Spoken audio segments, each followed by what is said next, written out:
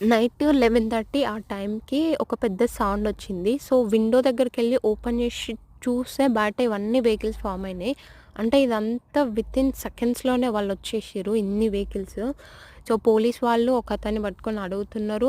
అక్కడ ఇంకొక అతనికి ఎన్‌హెచ్ఎస్ వాళ్ళు ట్రీట్మెంట్ చేస్తున్నారు. అలానే ఫైర్ ఇంజిన్ వాళ్ళు గూడా వచ్చిర్రు. సో, అక్కడ పడ్డ గ్లాస్‌లు అవన్నీ క్లీన్ చేస్తుర్రనమాట. అంటే యూకేలో ప్రతి ఏరియాకి 24/7 పోలీస్ వాళ్ళు చూస్తూనే ఉంటారు. సో, ఏమన్నా ఇట్లాంటి ఎమర్జెన్సీ అయితే చాలా ఫాస్ట్‌గా వచ్చి రియాక్ట్ అయితారు. సో, ఇది నైట్ టైమ్ అయింది కాబట్టి సైలెంట్‌గా సైరన్ గూడా లేకుండా ఆఫ్ చేసి వాళ్ళ వర్క్ వాళ్ళు చేస్తున్నారు. ఇంతకిక్కడ ఏమైందంటే యాక్సిడెంట్ అయింది. సో, 2 కార్లు గుద్దుకున్నాయన్నమాట. సో, అది. ఇదే యాక్సిడెంట్ ఇండియాలో అయితే ఏం చేసేవాళ్ళో కామెంట్ చేయండి. సో, ఇప్పుడు ఇక్కడ అయిన యాక్సిడెంట్‌లో ఎవరిదైతే తప్పుందో వాళ్ళకి లీగల్‌గా యాక్షన్ తీసుకుంటారు. వాళ్ళకెంత ఆస్తున్నా, వాళ్ళెంత రిచ్ అయినా సరే చట్టం ముందు అందరూ సమానమే యూకేలో.